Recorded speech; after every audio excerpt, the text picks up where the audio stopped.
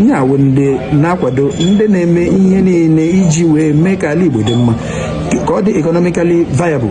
Ndị niile a werele biznes ụmụnne anyị ndị ọzọ na-ewere gbalawa Lagos, gbalawa Abuja, gbalawa Kaduna, gbalawa Kano, gbalawa Benin, gbalawa Togo, gbalawa Ivory Coast na South Africa. Ha ewere ya bịa site ya n'ala Igbo si ka ụmụ Igbo wee riri ezigbo ihe, ka ụmụ Igbo wee mee.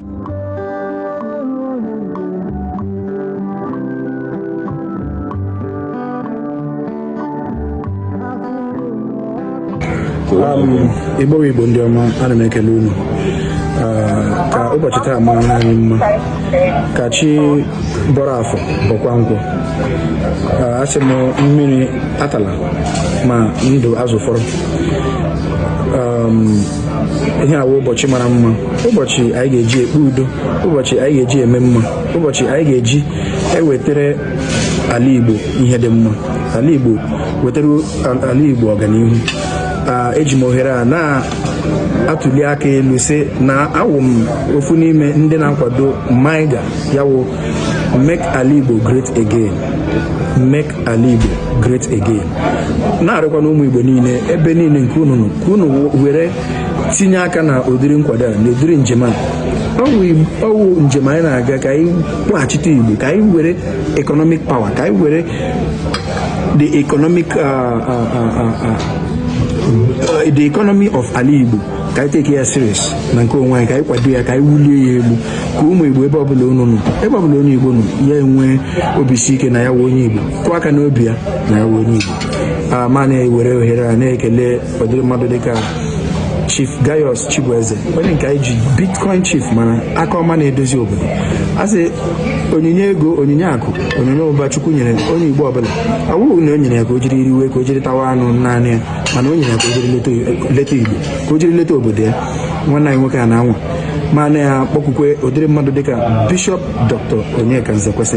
Ihe awụ ndị na-akwado ndị na-eme ihe niile iji wee mee ka ala Igbo dị mma, ka ọ dị economically viable. Ndị niile a werele biznes ụmụnne anyị ndị ọzọ na-ewere gbalawa Lagos, gbalawa Abuja, gbalawa Kaduna, gbalawa Kano, gbalawa Benin, gbalawa Togo, gbalawa Ivory Coast na South Africa. Ha ewere ya bịa site ya n'ala Igbo si ka ụmụ Igbo wee riri ezigbo ihe, ka ụmụ Igbo wee mere ihe.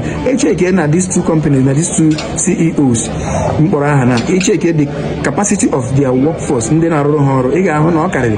Jụọ, gaa on the ground, jụọ onwe onye dị poor na all these companies. Ana m ekwu maka Eastside Ventures, ana m ekwu maka Ohaneze Farm, ana m ekwu maka different businesses a na-eme ka Tech City Africa. Ihe niile a na-akwado ụmụ Igbo, na-eme ka ụmụ Igbo dị mma. Then ka anyị kwute okwu maka Pine Leaf Estates and Company. Onweghị onye na-agba mbọ na Pine Leaf dị poor, bụ onye ogbenye, bụ onye ihe ụwa na-atụ n'ọnụ. Ma na-arịọ ụmụ Igbo, biko kwadonu all these indigenous businesses asaitere n'ala Igbo, na-enyere ụmụ Igbo aka, na-eme ka ụmụ Igbo dị mma, na-eme ka ụmụ Igbo wee toruo ogo iji wee, maka na Igbo a na-arịọ arịrịọ, Igbo na-akpata, onye ọbụla bụ onye Igbo na-akpata nke ọ na-eri. Let us make ala Igbo great again. Let us make ala Igbo great again. Let us make ala Igbo great again. Ọ ya ka anyị ji na-akwado MAIGA, ihe akpọrọ ya n'obere na mkpobiri okwu ya bụ MAIGA, make ala Igbo great again. Eso m n'ime ya, mụ nwa bụ Chukwuemeka Ojembe Nwero, anyanwụ nke Ijueri, na-akwado this movement, na-agwakwa ụmụ Igbo niile, ụmụ ntorobịa, ụmụ agbọghọbịa, ebe ọbụla nke unu nọ, ndị nne ndị nna, ka unu bịa wee kwado ihe njem anyị na-aga. Make ala Igbo great again, make ala Igbo great again. Ka udo chia n'ala Igbo niile. Ise ise ise.